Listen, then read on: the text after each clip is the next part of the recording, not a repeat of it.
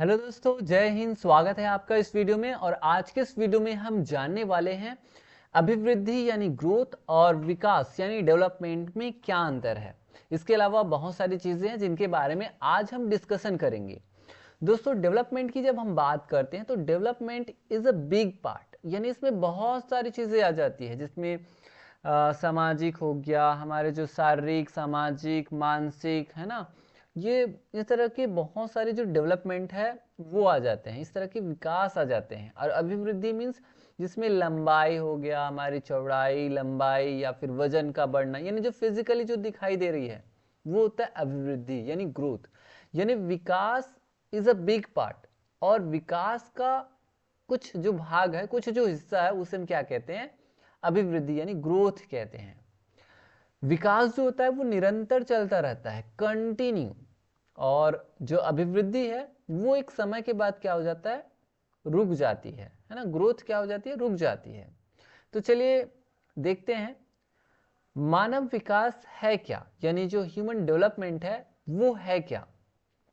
तो इसमें आ जाते हैं ओवरऑल डेवलपमेंट या ऑल राउंड डेवलपमेंट, यानी हर तरह का विकास, संपूर्ण विकास, ऑल राउंड डेवलपमेंट, जिसमें देखिए जैविक जो प्रक्रियाएं होती हैं, जो बायोलॉजिकल जो प्रोसेस होती हैं वो हो जाती है। जैसे हमारे जो शरीर का विकास होता है बचपन से लेकर के पूरे मृत्यु तक, यानी वूम टू टूम, यानी गर्भावस्था से लेकर के पूरे मृत्यु तक, कब्र तक चलने वाली जो जैविक प्रक्रियाएं हैं, बायोलॉजिकल प्रोसेस है, वो मानव विकास के अंतर्गत आ जाते हैं। हमारे जो मस्तिष्क का विकास होता है ना, हमारे माइंड का डेवलपमेंट होना, मोटर जो स्किल्स होती हैं, जो फिजिकल हम जो एक्टिविटीज़ करते हैं, जैसे चलना, दौड़ना, कूदना, जिम करना, है ना, इस तरह की जो क्रियाएं होती हैं वो भी डेवलपमेंट के अंतर्गत आती है। सामाजिक भावनात्मक प्रक्रियाएं, जैसे हमारे जो इमोशंस जुड़े होते हैं, हमारे जो भावनाएं हैं, है ना, व्यक्तित्व विकास है। तो इस तरह से पर्सनालिटी डेवलपमेंट है, इमोशनल डेवलपमेंट है, ये सब क्या हो जाते हैं? ये सब इसी के अंतर्गत आते हैं, मानव विकास के अंतर्गत, डेवलपमेंट के अंतर्गत। संज्ञानात्मक प्रक्रियाएं, जैसे सीखना, लर्निंग करना, जैसे आप नई चीज़ें सीख रहे हैं, कोई नई भाषाएं सीख रहे हैं, ध्यान हो गया, लैंग्वेज है, और वो विभिन्न तरह की एक्टिविटीज़ है, चाहे आप डांस सीख रहे हैं, चाहे आप कोई नए कार्य सीख रहे हैं, कंप्यूटर सीख रहे हैं, पढ़ाना सीख रहे हैं, ये सारी चीज़ें क्या आ जाती है? कॉग्निटिव जो प्रोसेस है उनके अंतर्गत आती है, संज्ञानात्मक विकास। तो जैविक प्रक्रियाएं, सामाजिक भावनात्मक प्रक्रियाएं, संज्ञानात्मक प्रक्रियाएं, ये सब क्या होते हैं? मानव विकास के अंतर्गत आते हैं। विकास मीन्स ऐसी प्रक्रिया जिसमें जो लगातार चलती रहती, कंटिन्यू, तो वो सब क्या कहलाते हैं? विकास कहलाते हैं।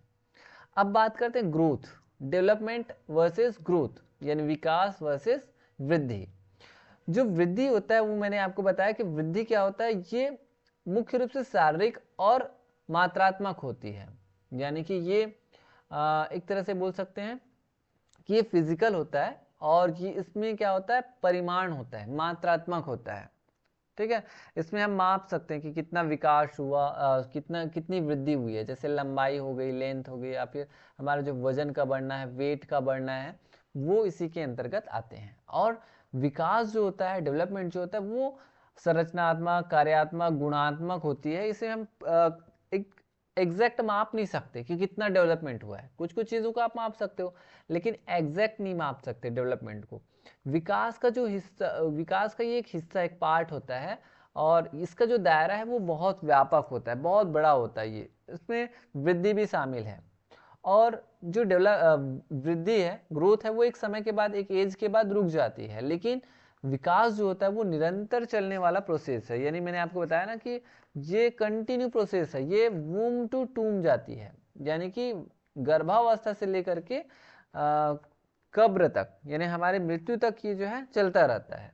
वृद्धि जो होता है वो एक्सटर्नल होता है, यानी इसको हम देख सकते हैं कि कितना वजन बढ़ा है, कितनी लंबाई बढ़ी है। लेकिन जो विकास होता है, इसको इसका एग्जैक्ट मापन हम नहीं कर सकते, है ना। और वृद्धि जो होता है वो बाह्य होता है, जिसको आप देख सकते हो, लेकिन ये इंटरनल एक्सटर्नल दोनों होता है। ठीक है, तो इस तरह से विकास जो होता है वो बहुत बड़ा होता है, उसी का एक पार्ट होता है वृद्धि। ठीक है, ये क्वांटिटेटिव होता है, यानी इसकी क्वांटिटी माप सकते हैं, इसकी क्वांटिटी हम नहीं माप सकते। ये क्वांटिटेटिव भी होता है और क्वालिटेटिव भी होता है, यानी कि इसमें क्वालिटी भी आती है और परिमाण भी आता है, क्वांटिटी एंड क्वालिटी दोनों। नेक्स्ट देखते हैं विकास की दिशा के सिद्धांत। कौन कौन से सिद्धांत है? तो 2 सिद्धांत है विकास की दिशा के। विकास किस किस तरह से होता है? तो ये 2 तरीके से होता है। एक होता है सिफेलोकॉर्डल और दूसरा होता है प्रॉक्सिमोडिस्टल। सिफेलोकॉर्डल क्या होता है? तो ये होता है सिरसा, जो सिफेलोकॉर्डल है इसे हिंदी में क्या कहते हैं? सिफेलोकॉर्डल ने मस्काधोमुखी, क्या बोलते हैं? मस्काधोमुखी या सिर पदाभिमुख, ये एक तरह से शीर्षाभिमुख भी बोल सकते हैं, यानी ये हो गया आपका सिफेलोकॉर्डल, यानी कि सिर से पैर की ओर जो डेवलपमेंट होता है, जो विकास होता है वो होता है। जैसे बच्चों का पहले सिर का पहले ग्रोथ होता है, गर्भावस्था में सिर पहले डेवलप होता है, फिर उसके बाद सिर से फिर आगे की ओर बढ़ता जाता है। तो ये इस तरह का डेवलपमेंट होता है, वो सिफेलोकॉर्डल कहलाता है, यानी मस्काधोमुखी या सिर पदाभिमुख। और एक होता है प्रॉक्सिमोडिस्टल। प्रॉक्सिमोडिस्टल मतलब समीप दूराभिमुख। समीप दूराभिमुख मतलब हमारा जो जैसे शरीर है, ये शरीर है, ये बॉडी है, उसका मध्य भाग का पहले डेवलपमेंट होगा, फिर बाहर का डेवलपमेंट होगा, यानी शरीर के मध्य हिस्से से लेकर के बाहर की ओर ये वाला ये डेवलपमेंट होता है। और इसमें क्या होता है, सिर, ये सिफेलोकॉर्डल में सिर पहले डेवलप होगा, फिर आगे की ओर बढ़ेगा। ठीक है, इस तरह से। तो 2 तरीके का डेवलपमेंट होता है विकास के की दिशा के सिद्धांत। दिशा की अगर बात करें तो देखिए, विकास की जो गति होती है वो कैसी होती है? एग्जाम में अक्सर पूछा जाता है कि विकास की जो गति होती है, डेवलपमेंट की जो गति होती है, स्पीड होती है, वो कैसी होती है? तो वो रेखीय नहीं होती। क्वेश्चन में कई बार पूछा गया है कि वो एक सीधी रेखा में नहीं चलेगी। विकास जो होता है वो सर्पिलाकार होता है, यानी कि एक सांप की तरह, जैसे ऐसे गया, फिर ऐसे, फिर ऐसे, फिर ऐसे, तो इस तरह से होता है डेवलपमेंट। तो ये स्वरूप है, इसको आपको याद रखनी है। सर्पिलाकार होता है, यानी सांप जैसा। ठीक है। विकास के चालक आनुवंशिक और पर्यावरण। देखिए, जो विकास जो होता है उसका कंडक्शन कैसे होता है? तो विकास जो होता है, डेवलपमेंट जो होता है, वो होता है H मल्टीप्लाइड बाय E, यानी कि हेरिडिटी का मल्टीप्लिकेशन होता है E से, इन्वायरमेंट से। यानी ये आनुवंशिकता हेरिडिटी पे डिपेंड करता है और उसका मल्टीप्लिकेशन होता है पर्यावरण। हमारे जो आसपास का वातावरण कैसा है, पर्यावरण कैसा है, उन चीज़ों का जो गुणनफल होता है उससे होता है क्या? विकास, यानी कि डेवलपमेंट। ठीक है। नेक्स्ट देखिए कि कई बच्चे ऐसे होते हैं जो दृष्टिबाधित होते हैं, जिनकी आई में समस्या होती है, तो उन बच्चों का डेवलपमेंट कैसे होता है? तो वो आई से चलो वो चीज़ें नहीं देख पा रहे हैं, जैसे आप बहुत सारे उदाहरण देखेंगे, जैसे सूरदास जी को देखेंगे या फिर जो फेमस सिंगर को आप देखेंगे। ठीक है, उनकी आंखें नहीं है, बट फिर भी अगर आप देखेंगे, जैसे रविंद्र जैन जी है, उनकी आंखें नहीं है, बट वो कितना अच्छे से गाना गा लेते हैं। तो वो कैसे चीज़ों को सीखते हैं, उनका विकास कैसे हुआ होगा? सूरदास जी को देखिए, तो उनका डेवलपमेंट कैसे हुआ है? तो वो अन्य जो हमारे जो अंग होते हैं, ज्ञानेंद्रिय होते हैं, जिनसे हम ज्ञान लेते हैं, जिनसे हम चीज़ों को समझते हैं, जैसे हमारे कान हो गए, हमारे जो मुंह, जीभ है, हमारी त्वचा है, हमारे नाक है, मुंह है, तो इन सारी चीज़ों से भी क्या होता है? बच्चों का डेवलपमेंट होता है। अब ऐसा नहीं कि हमारे कोई अंग नहीं है तो विकास खत्म, विकास चलता ही रहता है। उस अंग का चलो विकास नहीं होगा, बाकी जो अंग है वो विकास में क्या करते हैं? हेल्प करते हैं, मदद करते हैं। अब देखते हैं जीन पियाजे के संज्ञानात्मक विकास के सिद्धांत। जीन पियाजे ने संज्ञानात्मक विकास का सिद्धांत दिया, जिसे कॉग्निटिव डेवलपमेंट थ्योरी कहते हैं। Cognitive development theory of Jean पियाजे, जिसमें उन्होंने बताया स्कीमा क्या होता है। स्कीमा मतलब जो एक ढांचा होता है, एक ज्ञान की एक संरचना बोल सकते हैं। जैसे आप एक स्टूडेंट है या टीचर है, आपके पास जितनी भी ज्ञान है, नॉलेज है, वो आपका स्कीमा कहलाएगा। अब उस ज्ञान में हम जब नई चीज़ें ऐड करते हैं, कोई चीज़ें जो रिलेटेड हो, तो वो होता है आत्मसातकरण, यानी एसिमिलेशन। यानी जो आपके पास नॉलेज है उसी से रिलेटेड कोई चीज़ें आपके पास आ गई, तो वो हो गया आत्मसातकरण। और अकोमोडेशन या समायोजन का क्या होता है? जब हम एक चीज है और उसमें कोई नई जानकारी ऐड करते हैं या जो बिल्कुल एकदम नया हो, दैट इज समायोजन यानी अकोमोडेशन, जिसमें हम क्या करते हैं, समायोजन करते हैं। एग्जाम्पल से समझेंगे, जैसे स्कीमा मतलब आपके पास ज्ञान है कि जैसे डॉग है, ठीक है, डॉग है, वो मान के चलिए कौन से कलर में है, डॉग है वो आपको दिखाई देता है व्हाइट कलर में, ठीक है, ये व्हाइट कलर में आपको डॉग दिखाई दिया।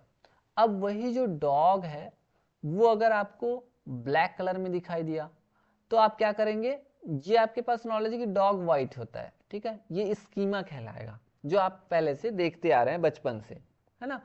जब आप डॉग को ब्लैक कलर में देखे, यानी डॉग को ही अगर आपने देखा ब्लैक कलर में तो आपने बोला कि अच्छा डॉग ब्लैक भी होता है, तो वो क्या किया, आपने आत्मसातकरण किया।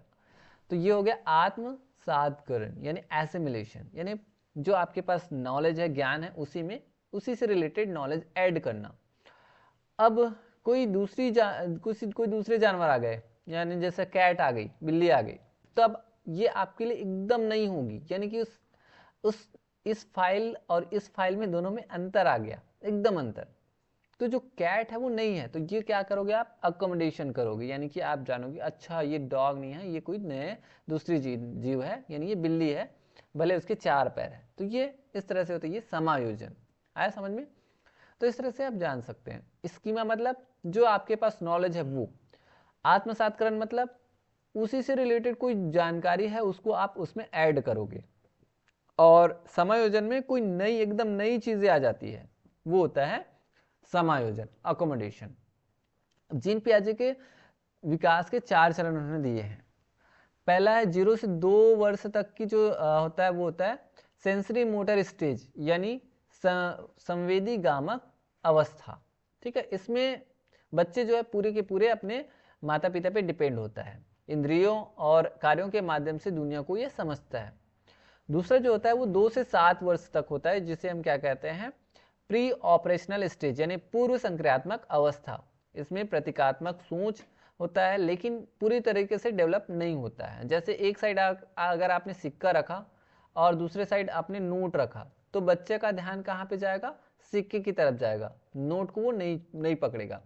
वैसे ही अगर कोई कप है ना, और उस कप में अगर पानी भरा है और एक बड़ा चौड़ा सा कप है, एक लंबा सा कप है जिसमें पानी भरा है और एक चौड़ा सा कप है उसमें पानी भरा है, तो वो इसको ज्यादा समझेगा, छोटे वाले जो पतले है उसको, मोटे को नहीं समझेगा कि इसमें ज्यादा आएगा, है ना। तो ये उनमें समझ नहीं होती है।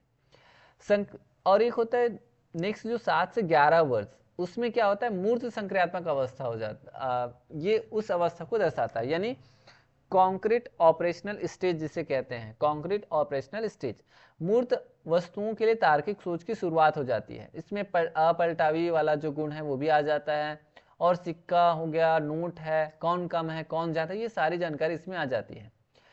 जैसे 2 से 7 वर्ष के बच्चे को अगर आप पढ़ाओगे 3 + 5 ये 8 होता है, ये पढ़ा है, लेकिन अगर इसी को अगर आप बोलोगे कि 5 + 3 कितना होता है, तो वो भटकने लग जाता है। किस अवस्था में, पूर्व संक्रियात्मक अवस्था में।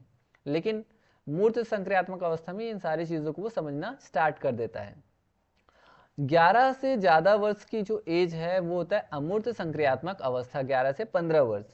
इसमें क्या होता है, बच्चों जो है अमूर्त चिंतन करना स्टार्ट कर देता है, यानी कि एक तरह से उनमें जो है काल्पनिक जो सोच होती है ना, इमेजिन करना स्टार्ट कर देता है, अमूर्त चिंतन करना स्टार्ट कर देता है। तो ये होता है अमूर्त संक्रियात्मक अवस्था या फॉर्मल ऑपरेशनल स्टेज जिसे कहते हैं। चलिए आगे और भी चीजें हैं जिसके बारे में डिस्कशन करते हैं। जैसे मूर्त संक्रियात्मक अवस्था, जैसे कि मैंने बताया, जो प्री ऑपरेशनल स्टेज है उसमें इन सारी चीजों को नहीं जान पाता, लेकिन मूर्त संक्रियात्मक अवस्था में यानी कॉन्क्रीट ऑपरेशनल स्टेज में ये सारी क्षमताएं बच्चों में आ जाती है। जैसे 2 कप है, दोनों कप में बराबर पानी है, अगर हमने पानी एक पतले वाले में डाला ये इस तरह से, और एक मोटे वाले जो कप है उसमें डाला, तो बच्चे में समझ आ जाते हैं कि दोनों इक्वल है, ठीक है। ये कब आता है, मूर्त संक्रियात्मक अवस्था में। लेकिन इससे पूर्व वाले में, पूर्व संक्रियात्मक में ये गुण नहीं होता है। जैसा कि 2 और 3 5 होता है, लेकिन 5 - 3 करोगे तो 2 होता है। ये सारी चीजें, रिवर्सिबिलिटी, ये संरक्षण का जो रूल है, ये सब मूर्त संक्रियात्मक अवस्था में बच्चा सीखना स्टार्ट करता है, यानी सीख जाता है। और भी चीज़ जैसे विकेंद्रीकरण, डिसेंट्रेशन किसी समस्या या स्थिति की एक से अधिक विशेषताओं पर एक साथ ध्यान केंद्रित करने की क्षमता भी इसमें आने स्टार्ट हो जाते हैं। तो ये थर्ड अवस्था है। फर्स्ट में पूरे डिपेंड होना, सेकंड में वो बहुत सारी चीज़ों को नहीं समझ पाता है, मूर्त में चीज़ों को समझने स्टार्ट करता है, और फॉर्मल ऑपरेशनल स्टेज में क्या करता है बच्चे, वो अमूर्त चिंतन करना स्टार्ट करता है। नेक्स्ट देखिए, बाल विकास में अनुसंधान वैज्ञानिक विधि। जैसे बाल विकास में अगर हम ऑब्जर्वेशन की बात करते हैं, वैज्ञानिक विधि की बात करते हैं, तो देखिए हम क्या क्या चीज़ें करते हैं। अवलोकन, जो प्राकृतिक या प्रयोगशाला सेटिंग में बच्चों के व्यवहार को हम देखते हैं कि बच्चा कैसे सीख रहा है, कैसे ऑब्जर्व कर रहा है। परिकल्पना का निर्माण, चरों की जो बीच है संबंधों के बारे में एक परीक्षण योग्य अनुमान लगाना। परीक्षण और डेटा, ठीक है, जैसे नमूनाकरण और प्रयोगों के माध्यम से जानकारी एकत्र करना, और इस तरह से लास्ट में हम निकालते हैं निष्कर्ष, सिद्धांत का निर्माण या सत्यापन करना। तो ये चार चीज़ों को हम वैज्ञानिक विधि तरीके से ज्ञात करते हैं। अवलोकन करते हैं, परिकल्पना का निर्माण करते हैं, परीक्षण करते हैं, टेस्टिंग करते हैं, डेटा तैयार करते हैं, लास्ट में क्या करते हैं, निष्कर्ष निकालते हैं। तो इस तरह से चीज़ें हैं। परिकल्पना जैसे हाइपोथेसिस, अनुसंधान का एक आधार होता है। जैसे इस पे परिकल्पना के प्रकार की हम बात करते हैं, तो देखिए शून्य परिकल्पना, दिशात्मक, जटिल, साहचर्य और कारण। शून्य जो होता है वो एक नकारात्मक कथन है, यह मानता है कि चरों के बीच कोई संबंध नहीं है। दिशात्मक क्या कहता है, यह भविष्यवाणी करता है कि संबंध किस दिशा में जाएगा, सकारात्मक या फिर नकारात्मक। जटिल जैसे दो या दो से अधिक जो स्वतंत्र और आश्रित चरों के बीच क्या करता है, संबंध दर्शाता है। साहचर्य और कारण, एसोसिएटिव और एंड कॉजल। साहचर्य एक में बदलाव से दूसरे में बदलाव होना, कारण ये होता है एक चर दूसरे का प्रत्यक्ष कारण है। तो ये परिकल्पना का जब निर्माण करते हैं तो उसके कौन कौन से आधार है, ये है। नेक्स्ट देखिए, एक समग्र दृष्टिकोण, संपूर्ण बाल विकास। तो इस तरह से हमने जाना कि बच्चों का जो डेवलपमेंट होता है, विकास जो होता है, वो किन किन चीज़ों पे डिपेंड होता है, आनुवंशिकता पे पर डिपेंड करता है, और उसमें संज्ञानात्मक अवस्थाएं होती हैं जिसने जो कि जीन पियाजे के द्वारा दिया गया, और इन्वायरमेंट यानी पर्यावरण पे डिपेंड होता है। तो मुख्य रूप से इन सारी चीज़ों पे डिपेंडेंट होता है बालक का विकास, बाल विकास। एक बच्चे का विकासात्मक मील का पत्थर उनके आनुवंशिक खाके यानी आनुवंशिकता है, हेरिडिटी, उनके पर्यावरण के पोषण और उनकी संज्ञानात्मक परिपक्वता यानी कॉग्निटिव मैच्योरेशन का एकीकृत एक उत्पाद होता है। यानी कि जैसा कि मैंने बताया कि जो डेवलपमेंट होता है बच्चे का, वो क्या होता है, H × E, इन दोनों का गुणनफल होता है, हेरिडिटी इंटू इन्वायरमेंट, तो होता है डेवलपमेंट। और डेवलपमेंट कभी भी खत्म नहीं होता है। तो इस तरह से दोस्तों आज के इस वीडियो में हमने जाना कि विकास क्या होता है, डेवलपमेंट क्या होता है, एंड ग्रोथ क्या होता है, यानी अभिवृद्धि क्या होती है। ठीक है, दोनों में क्या अंतर है, और इसके अलावा हमने कॉग्निटिव डेवलपमेंट थ्योरी को भी हमने जाना है कि जीन पियाजे ने किस तरह से विकास की चार अवस्थाएं बताई और चार अवस्था में क्या क्या चीज़ें होती हैं। आई होप कि आपको आज का जो वीडियो लेक्चर है काफ़ी अच्छे से पसंद आया होगा। तो मिलेंगे नेक्स्ट वीडियो में, तब तक के लिए आप पढ़ाई जारी रखिए एंड थैंक यू।